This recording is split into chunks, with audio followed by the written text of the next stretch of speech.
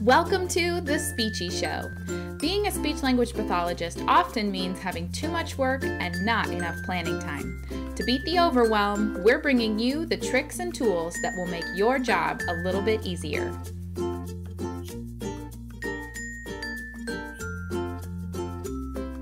Hey everybody, welcome to the Speechie Show. I'm Carrie Clark with speechandlanguagekids.com, and this is Meredith Avren from Peachie Speechie. Hi. How are you? We're hanging out in my living room because Meredith's in town, so we're doing our Speechie Show live.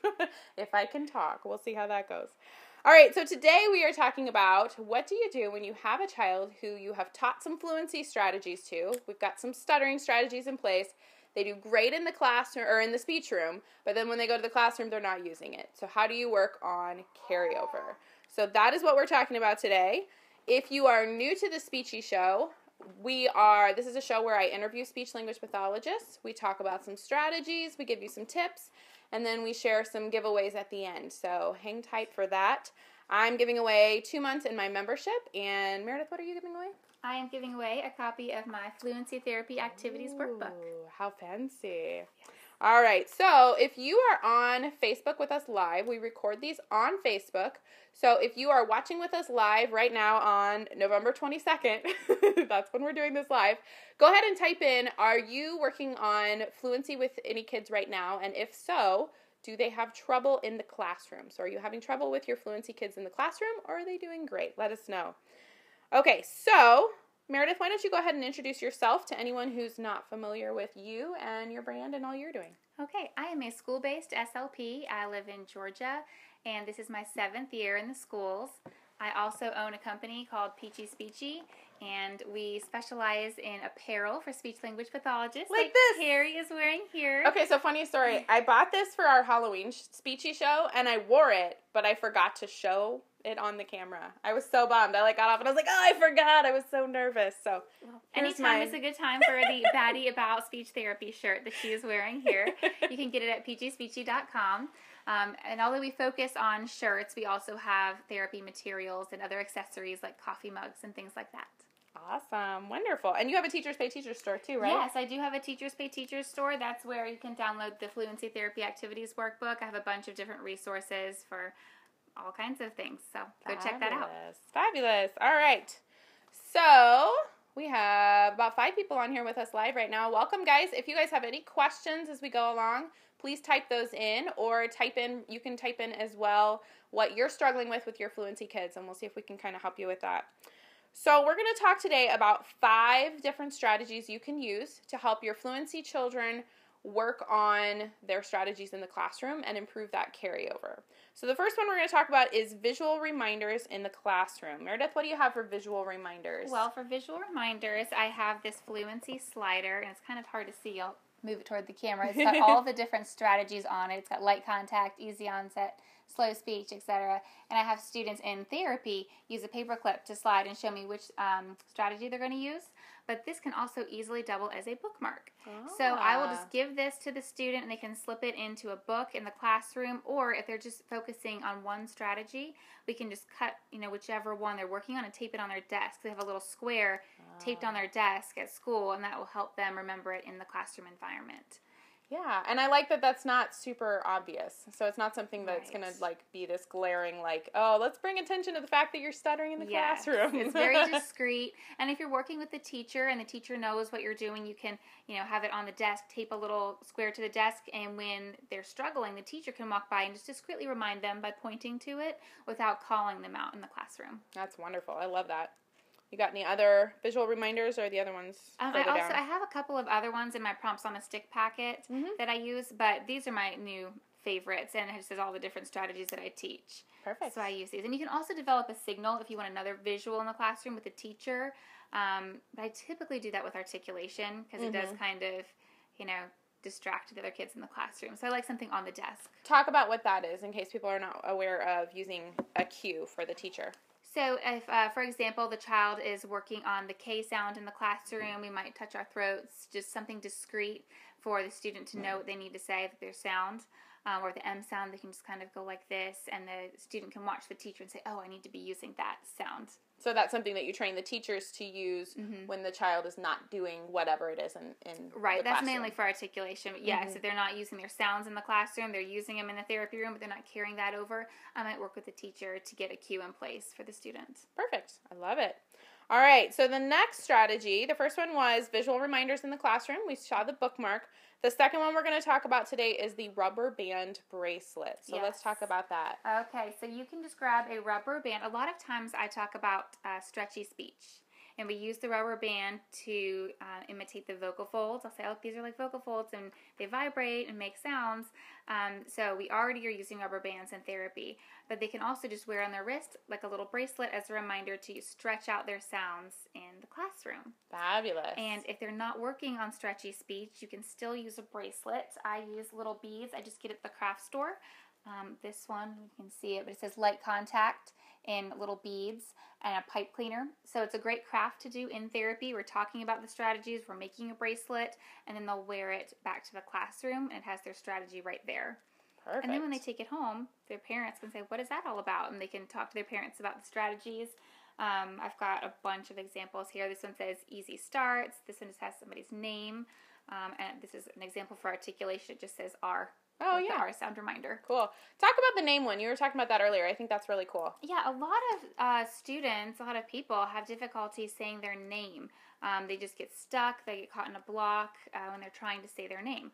So especially at school when they're meeting new friends, if they're having trouble getting it out, they can't use their strategies, they're just nervous, they can just show them their name on their bracelet. It's like, oh, what's your name? They can just show the bracelet. It's perfect. Take some pressure off. And introduce themselves that way. Yeah. Well, a lot of times if they just know they have a backup, that pressure is gone. So it's a lot easier for them to just like, okay, I can do this because I don't have to worry about the pressure of saying my name. Absolutely. It gives them a little more confidence. Perfect. All right. We've got some people on here watching live with us on Facebook. Welcome, guys. We're talking about fluency strategies and carryover today. So if you have any questions on that, go ahead and type those in. We've talked about using visual reminders in the classroom and the rubber band bracelets. Next, we're going to talk about the It's Okay to Stutter card. Yes. Tell us about that. Well, I was inspired. I'm sure you've heard about the cards that they have for people that stutter that you can just show to somebody, and on the back it has some information about stuttering. Well, I decided to make a kid-friendly version. So the card says, sometimes I stutter, and that's okay. And it has a space for the child to put their name.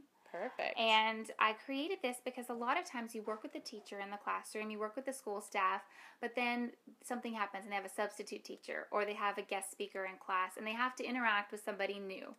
And that adult does not know how to react when a child comes up to their desk and they're stumbling over their words, they're having repetitions, blocks, and they don't know what to say or what to do. And it's awkward. So the student can give this card to a new person they encounter, and on the front it just says, sometimes I stutter, and that's okay. And on the back, it has tips for the classroom. And so these tips are, give me the time I need, don't interrupt or try and finish my sentences for me.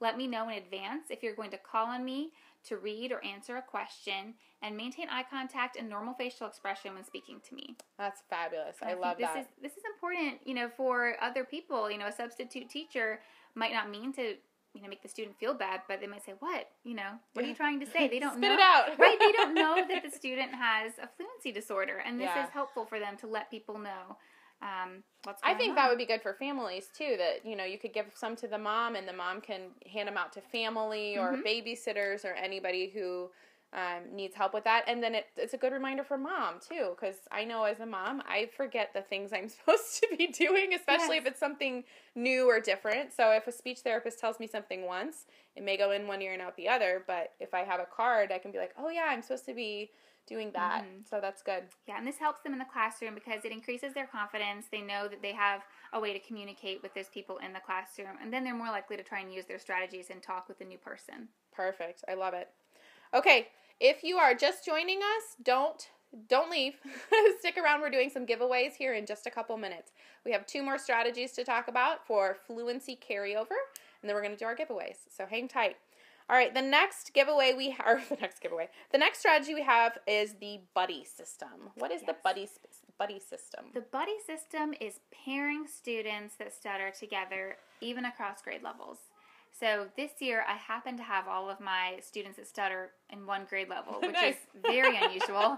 But in the past, I've paired, a fourth grader and a second grader, or even a fourth grader and a first grader together, not for all of their sessions, but for some therapy sessions, so they can talk with each other, know that there's somebody else in the school that has the same struggles and feel like they're not alone.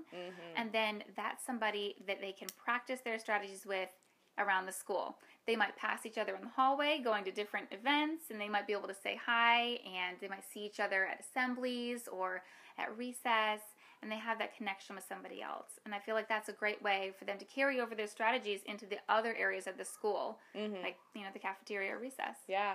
I could even see that being really helpful if you had an older child and a younger child, where the older child got to be kind of a mentor and the younger child had a mentor of both people that stutter. I could see that being really helpful. It is. It's wonderful. And so I used to, when I first started out, only group kids according to their age. And then I thought, you know what? Let's just pull in kids with the same disorder. And it really helps. Yeah, absolutely. Probably for a lot of different disorders, not just stuttering too. Yeah. That's great.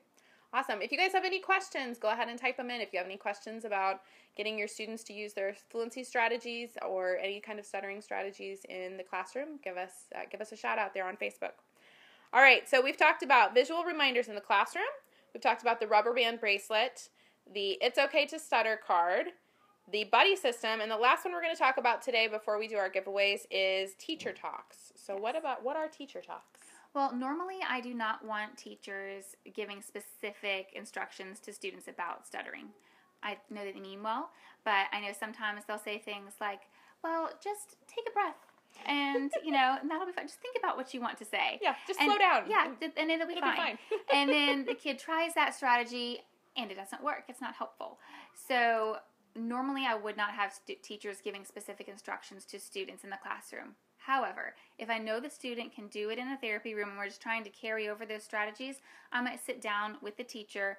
I might go over the specific strategies we're working on and model them for her, let her know exactly what that strategy is used for, and make her really comfortable with the strategy. So then in the classroom, the teacher can then say, oh, remember easy onset strategy? We were using that in therapy. Let's try that while we're doing this reading passage. Nice. And just have a more in-depth conversation with the teacher about that. I know with scheduling, it's pretty much impossible to get teachers to come into a session. I've always wanted to have teachers come in and watch a session for fluency, but they're always teaching. Right. They're always working. And that job gets in the way of them coming to my sessions.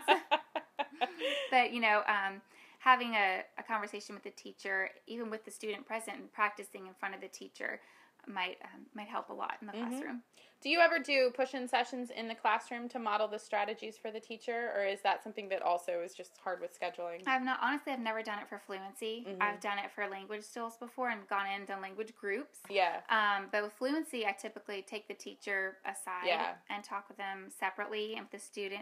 Also because fluency is one of those things where I just don't want to embarrass the student. Yeah. And usually there's a handful of kids with language issues in a class, and I can go in and have a group, and it's like, oh, we're all just hanging out here. But it's pretty obvious when there's the one kid that stutters. Everybody knows he stutters, and there I am right next to him in the classroom. So I try not to draw too much attention. Sure, that makes sense. But I do like meeting with the teachers. Definitely. About the strategies. Yeah, great. All right, if you guys have any questions, let us know. We're going to move on to our giveaways. So let's hear about your giveaway because this notebook looks awesome. All right, so this is my Fluency Therapy Activities Pack. Bring it a little closer. This is a set of activities to help you in fluency therapy. It's a very positive approach. It really stresses the fact that it's okay to stutter. If you have bumpy speech sometimes, don't worry about it. We're just going to move on and practice our strategies. So it's got a lot of worksheets. I don't know how well you can see this on here. I'll try and flip through at the word, sentence, and reading and conversation levels so they can practice their strategies. It also comes with the slider that is a visual reminder. It comes with a little "How was my speech?" slider here. Cute. And I use a boat to illustrate. So either it's very bumpy speech, very rough waters, a little bit bumpy, pretty smooth, and smooth sailing. Nice. I love And that. it also comes with an anatomy sheet to teach kids speech anatomy, which is very important for an understanding of fluency therapy. So I've got that as well. So that will all be included in the giveaway. And these stuttering cards are free in my TPT shop, so anybody can download these as well. Okay, so One person who answers the question correctly is going to get one of the notebooks, the workbooks. Tell us where we can find those, though, for the people that don't win. If you go to peachiespeechie.com and click on materials, it will bring up all of my therapy materials, and you can download it right there. Perfect, perfect. All right, and then the second person to respond to the question will get 2 free months in the Speech Therapy Solution, which is my membership site. If you're not familiar with that, it is a monthly recurring fee that you pay to be a part of this membership, and for that you get weekly Q&A calls with me, so I'll answer questions about your tough cases. You get access to the Facebook group, which has me and 2 of my staff writers who are answering questions along with anyone else in the group. So you get a lot of really good input. If you have a problem case, you'll get a lot of different perspectives. We also do a monthly webinar. There's over 100 ready-to-go print and go therapy materials in the library, and there's a library of training videos. So there's all kinds of support in there. You can find that at speechandlanguagekids.com/join. And the second person to answer our question here in a sec is going to get 2 free months in that membership. All right, so here's the question. Are you ready? Okay, I should preface this with you can only win if you're on Facebook with us right now on November 22nd watching live.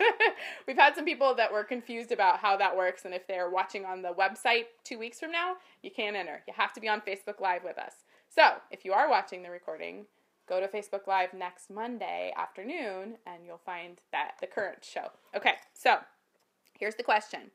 Name a stuttering modification strategy.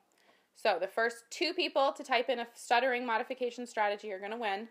The first one gets the Fluency workbook. The second one gets my membership, the 2 months, and it can be the same strategy. So the first 2 people to answer. And I've noticed that there's a lag. I didn't know that the first time I did this, and I was like, nobody's answering. So we'll give you a minute. 12 people are watching. Yeah, you got one of you knows a 2 strategy. in 12 chance.